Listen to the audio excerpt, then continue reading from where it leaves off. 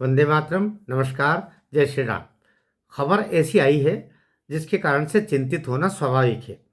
पूरा केस और पूरे केस का दारोमदार दिशा सालियान का केस, सुशांत सिंह राजपूत का केस तो उसका फर्दर कनेक्शन में आएगा वो, लेकिन दिशा सालियान का पूरा केस जिसकी 11 दिसंबर अर्थात कल उसके हियरिंग है, ये सारा केस का दारोमदार इस पर है कि जो इसका पिटिशनर है वो सुरक्षित रहे, पिटिशनर जीवित रहे।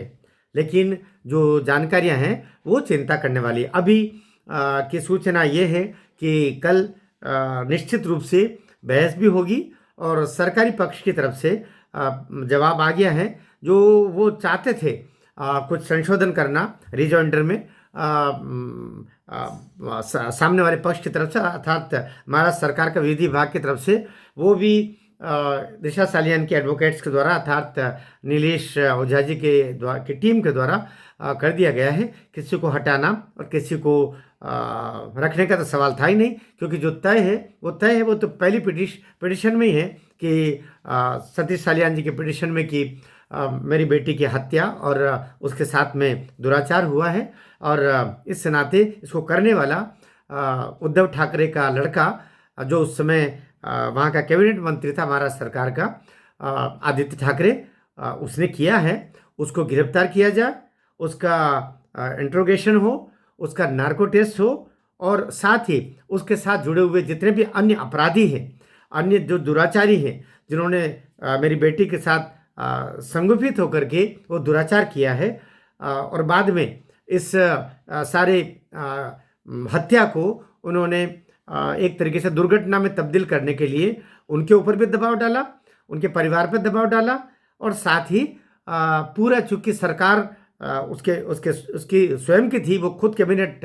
मंत्री था आदित्य ठाकरे, और साथ ही उसके पिताजी उद्धव ठाकरे मुख्यमंत्री थे, इसलिए इन्होंने पूरी योजनाबद्ध तरीके से और षड्यंत्र पूर्वक मेरी लड़की का पूरा जो पोस्टमार्टम होता है, सारी प्रक्रिया होती है, वो इनके इशारे पर पूरा हुआ है।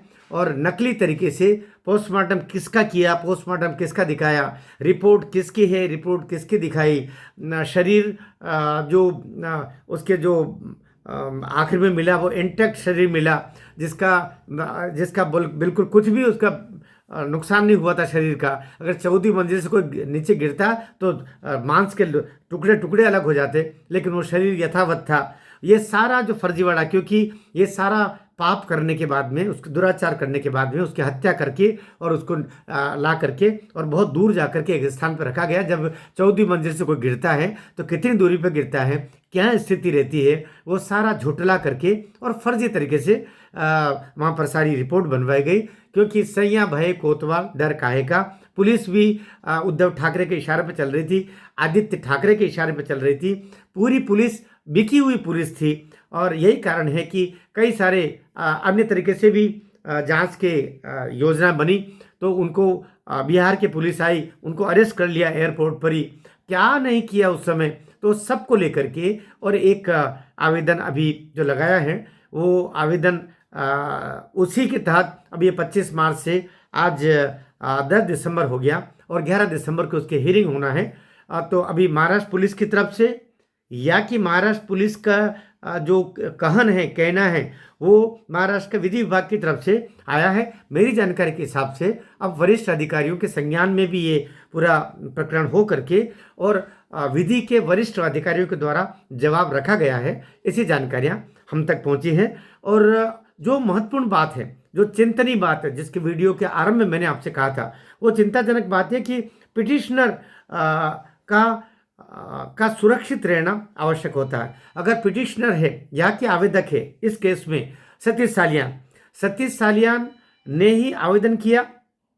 सतीश सालियान के ऊपर भी ये पहले उनके द्वारा ये बोल दिया गया था, मीडिया में उन्होंने ऐसा कह दिया था कि तो आत्महत्या मेरी बेटी ने नहीं की, उसको बदनाम करने का प्रयास है, उसने तो स्वाभाविक रूप से दुर्घटना घटी। तो ये सब अब उन्होंने अपने कहा कि मैंने दबाव में आकर के और आदित्य ठाकरे, उद्धव ठाकरे के दबाव में आकर के इस सब कुछ मीडिया में बोला था। वस्तुतः मेरी बेटी की हत्या हुई है और उसका दुराचार उसके साथ, शरीर के साथ हुआ है, उसको मार दिया गया है। ये सतीश सालियान की पिटिशन है।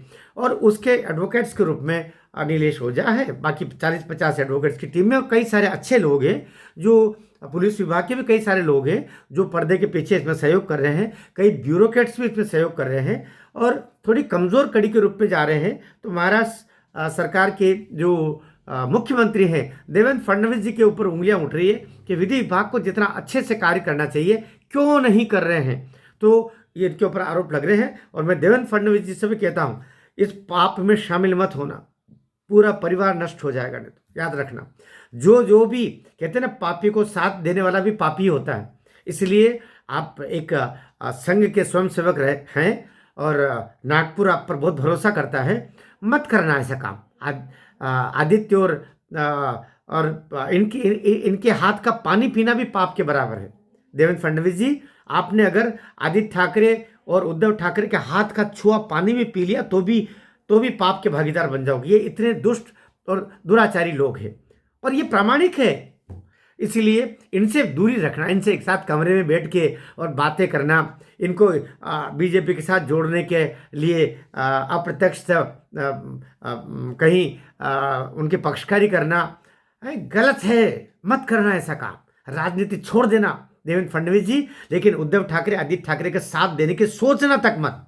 तो अभी ये बात आ रही है कि जो चिंतनीय बात है, वीडियो के आरंभ में मैंने बोला कि सतीश सालियान के घर 3-4 गुंडे गए थे पता करने के लिए वो कहाँ हैं। यद्यपि वो उस समय थे नहीं घर पर और उनकी पत्नी भी घर पे नहीं थी, लेकिन पड़ोसियों ने उनके आने के बाद बताया कि 3-4 लोग आए थे पता करने के लिए कि सतीश सालियान का घर कहाँ है और वो कहाँ पर है। और वो दिखने से ही गुंडे मवाली टाइप के दिखाई दे रहे थे। घर आने के बाद उनको बताया गया, मेरी जानकारी के हिसाब से उन्होंने इस संदर्भ में एफआईआर दर्ज नहीं की है, लेकिन मैं तो चाहूँगा सतीश सालियान जी आप एफआईआर इस बारे में भी दर्ज करें कि मेरे घर पर इस तरीके से लोग आए और उनकी जांच की जाए और वे लोग कौन थे और मेरी जान को खतरा है। इसी आधार पर आपके जो पड़ोसी लोग थे जिन्होंने उनको देखा, उनको उसमें गवाही में लीजिएगा और इस काम को आप कर दें। आप देरी न करें, मैं ऐसा चाहूँगा इस कार्य को जितना शीघ्र हो सके आप कर दें। आज ही कर दे तो आज कर दे, नहीं तो कल इसको कीजिएगा और कोर्ट के संज्ञान में भी आप ये लेके आइएगा।